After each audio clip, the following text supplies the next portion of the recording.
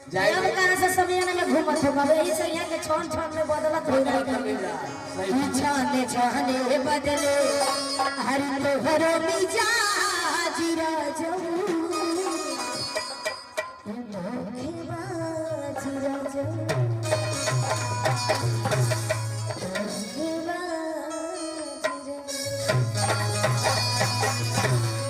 छाने छाने बदले हरो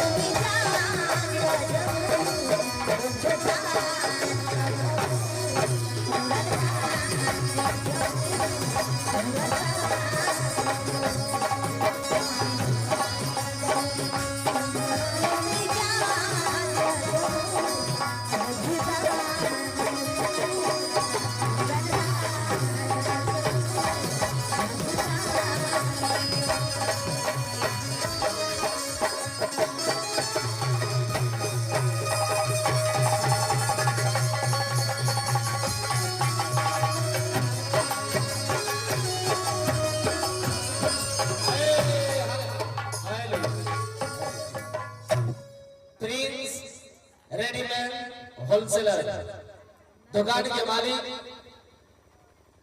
परम आदरणीय जनार्दन यादव जी, ये हमारे बड़े भैया हैं, गार्जियन हैं। ये प्रिंस ड्रेसेस के मालिक हैं, होलसेलर विक्रेता हैं। मैं प्रिंस भैया को दिल से नमन करता हूँ, अभिनंदन करता हूँ। भैया का स्वागत है, इस महफिल में बैठे हैं और चैता चाहिए। और पारो जी प्रिंस भैया का स्वागत करिए, एक लचका गाइए, सॉरी लचका गाइए प्रिंस भैया के लिए जो कि प्रिंस ड्रेसेस के मालिक हैं।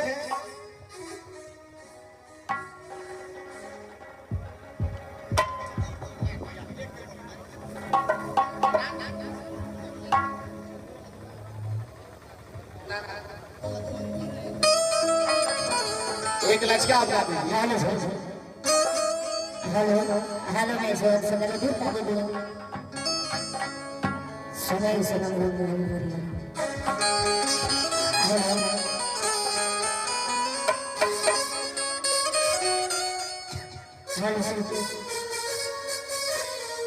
हेलो हेलो तारा जी ये शानदार पुरस्कार, रुकिए साहब रुक जाइए, ये 1001 रुपया का पुरस्कार आया है हमारे मटकीपुर पंचायत के गार्जियन अजीत मुखिया जी, जो कि शानदार प्यार पुरस्कार दिए हैं। मटकीपुर पंचायत के गरीबों की आवाज, गरीबों के मसीहा हमारे परम आदरणीय मुखिया साहब अजीत यादव जी, लाला चक ज्ञान पानसार है। 1001 रुपया का पुरस्कार। और मुन्ना यादव, मुन्ना मास्टर जी, हेलो सर चोली खोले ला बलम्मा दिया बाल छू छू का लोग के लवा हेलो सर चुप हेलो सर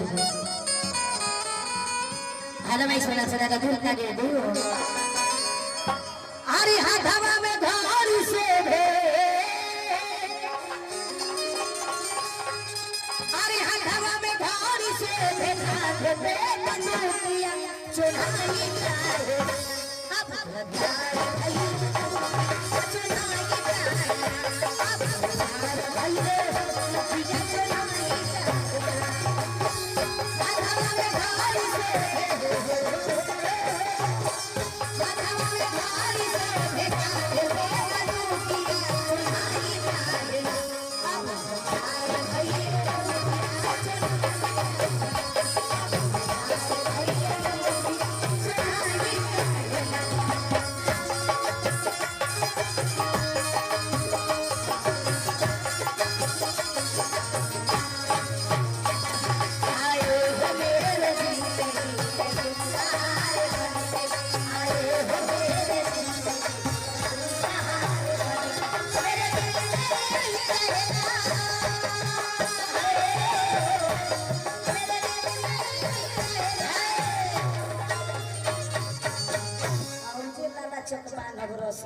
चलो सवेरे महेंद्र जी के लाला चक बाबूजा बाबूजी आता में तारा के रस्सी में कालबा आए हो मेरे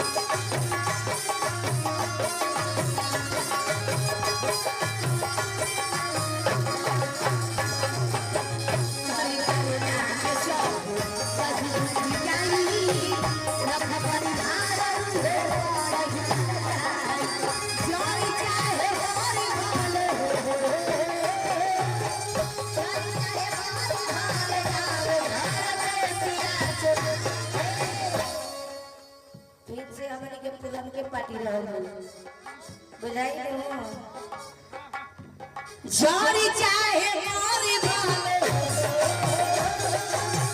जारी चाहे मारे भाले कहनी है कि फिर से हमने के 26 ले पुरन के पार्टी रहल जाए अगर जेने और गईली जा गोली बार के क्या बुझाई बतार भइल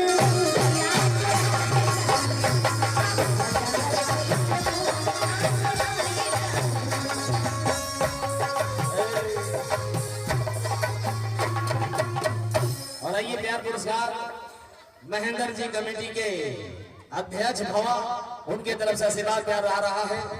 उनका मान सम्मान जो कि हम सब कलाकार को दे रहे हैं मिल रहा है।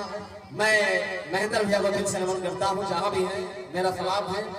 और हमारे प्रभारी साहब लाला चंद्यान लाल साहब 500 रुपया 500 का पुरस्कार दिए हैं। प्रभारी जी जो कि पर जी 500 रुपया आपको दिए हैं। जी जी उनके तरफ से आशीर्वाद मिला है। एक प्यारा सा लचका हो जाए चलिए।